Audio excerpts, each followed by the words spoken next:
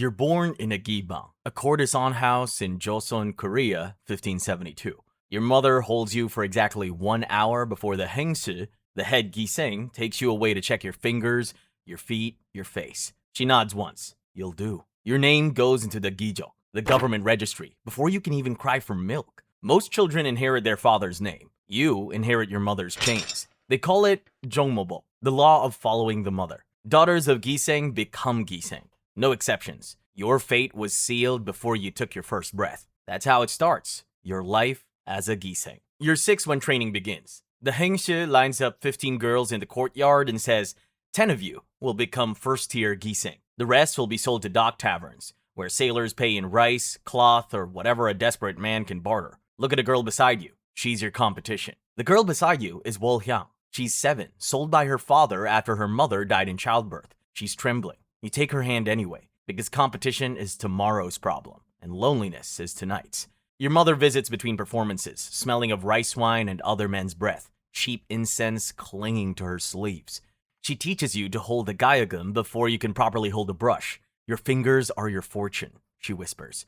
The girls with clumsy hands end up in the dock taverns. You know what happens there. You don't, but the way she says it makes your stomach clench. Training breaks girls like kindling. You learn to sit motionless for 4 hours while your legs scream. You learn to pour tea without a ripple, because a rippled cup means the bamboo rod. A girl named Sonyi cries on the 5th day. By the 10th day, she doesn't cry anymore. By the 20th day, she doesn't speak anymore. They send her somewhere. No one tells you where. Inspectors come regularly. They score your music, your posture, your obedience. Fail often enough and you're reassigned. From banquets to back rooms. From silk stages to cheap taverns. Alive but fading. Wolhyang's hands shake when she plays. You practice with her every night, correcting her fingering, drilling her until moonset. She's your only friend. You won't let the taverns take her. She fails her first inspection anyway. One more chance, the Hongsu says. Then she's gone. You practice harder, both of you. Your fingers crack and bleed. You wrap them and keep playing because stopping means the docks. And the docks mean death, just slower. Second inspection. Wolhyang passes. Barely. You allow yourself 1 night of relief. Third inspection. The inspector is different, harsher. He fails 4 girls, including Wolhyang. You watch them drag her away, screaming your name. You don't scream back. You stand perfectly still, face empty, because showing emotion is weakness. And weakness is death in the Gibang. 3 months later, you hear she's dead. Sailors. Disease.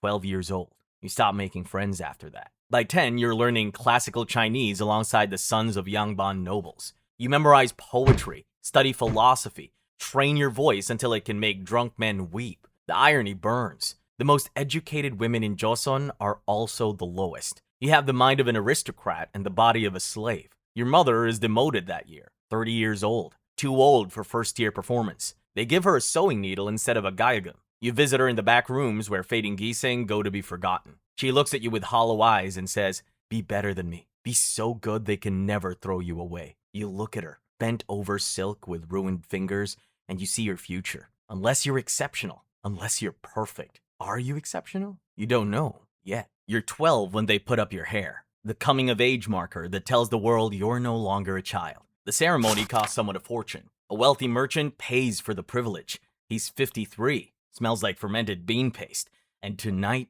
you belong to him. You survive it by counting ceiling beams. 47. You think of Wolhyang and tell yourself, this is the price of not becoming her. Your stage name is Myonghwa, bright flower. The Hojang, the government official who tracks every Gisaeng like livestock, writes it in his register. Twice, monthly. You report to him so he knows you haven't fled. Where would you go? Your face is in the registry. The only way out is death, or a patron rich enough to buy your freedom. And men like that don't marry Gisaeng. They collect them, use them, and throw them away like garbage. Your first real performance is at the governor's banquet. 30 Yangban nobles watch you dance the gomu, the sword dance. The blades aren't real, but they're heavy. One wrong move means no patron, no protection, no future. You don't make a wrong move. By 15, you're the most requested Gisaeng in the province.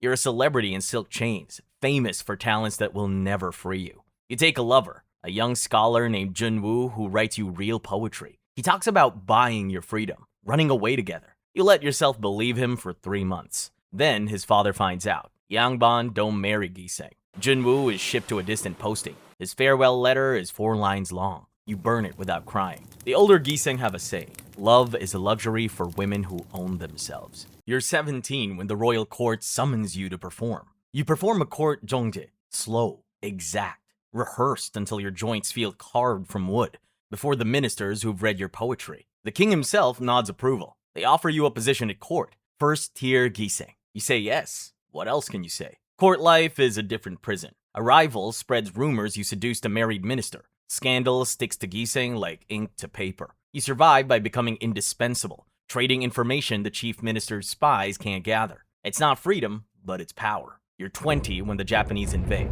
1592.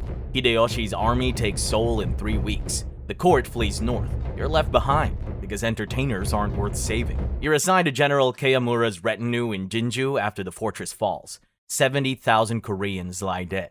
You're supposed to smile and pour wine like your country isn't bleeding. There's another Gisaeng there, Nonge. She lost her husband to the siege. Her eyes carry that hollow look you remember from your mother. That night, Nonge dances for the general. She leads him to the cliff's edge to admire the moonlight. Then she wraps her arms around him, locks her fingers, and jumps. They fall together. The river swallows them both. You raise your cup to the empty air and drink to the only freedom some of us ever get. The war doesn't end quickly. It drags on for years, burning, retreating, surging back, until the last withdrawal in 1598. By then, you're 26. You survive by being useful to whoever holds the sword. But survival has a price. At 22, your career was already fading. There's always a younger flower. You're demoted to second tier. At 26, a minister takes interest in you. He visits twice a week for 3 months. He's not cruel, just indifferent, which is almost worse. When your bleeding stops, you know before the physician confirms it. Pregnancy changes nothing and everything. You still perform, belly swelling beneath layered silk. The other Gisaeng whisper, some with pity, some with relief it isn't them. The minister stops visiting. He has a wife, legitimate children, a reputation. You're a complication he never asked for. The Hengsu lets you stay. You're still useful for teaching, for the administrative work younger girls can't do. But you feel yourself becoming invisible, fading into the background machinery of the Gibang. Labor comes in winter. 16 hours on a thin mat while snow falls outside. No physician, just an old woman who's done this 100 times.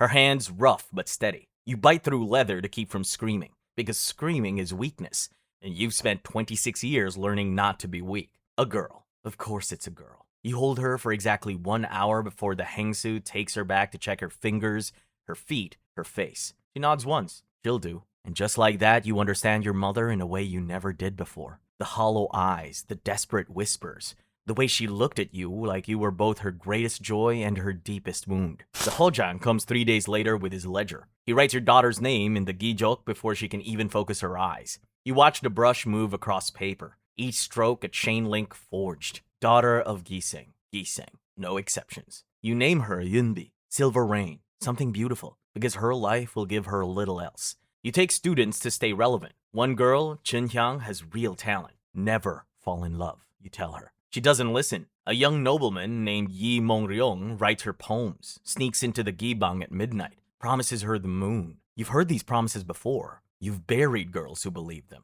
But something impossible happens. He passes his examinations, becomes a secret royal inspector. And when a corrupt magistrate tries to claim Chinhyang for himself, Mongryong returns, not with excuses or with a 4-line farewell letter. He returns with power, and he uses it to save her. They marry, legally, a Gisaeng's daughter and a Yangban, standing as equals before heaven. You attend the wedding in disguise, face hidden beneath a commoner's hood. You watch Chinhyang smile the way you smiled at Junwoo 20 years ago. But her story ends differently. Her nobleman came back. You slip away before the ceremony ends. You find a quiet corner behind the kitchen, and you weep like you haven't wept since you were 12 years old, watching Wolhyang disappear through the Gibang gates. You weep for her happiness, and for the version of yourself who stopped believing such things were possible. At 31, they force you out of performance. You become a Hengsu, training the next generation. Your mother dies that winter. You find her poetry hidden in her sewing box,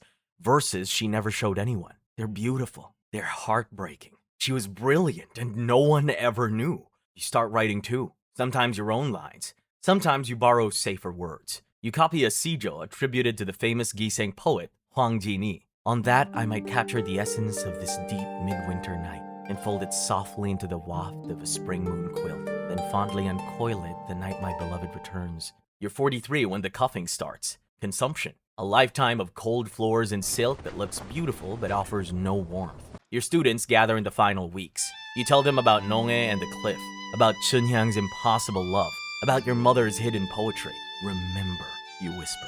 We preserved the songs when scholars forgot them. We carried the dances through wars. We were the memory of this kingdom. Even when the kingdom refused to remember us, they bury you in the Gisaeng cemetery. No family name, just your stage name, Myonghwa, bright flower. Your daughter stands at your grave, 16, old enough to understand what the registry means. Her name has been in the Gijok since infancy. Now the training is coming for her too. The cycle continues. You've seen Korea's version. Now meet Japan's. More polished, more controlled, and just as unforgiving. Click here to watch your life as a geisha.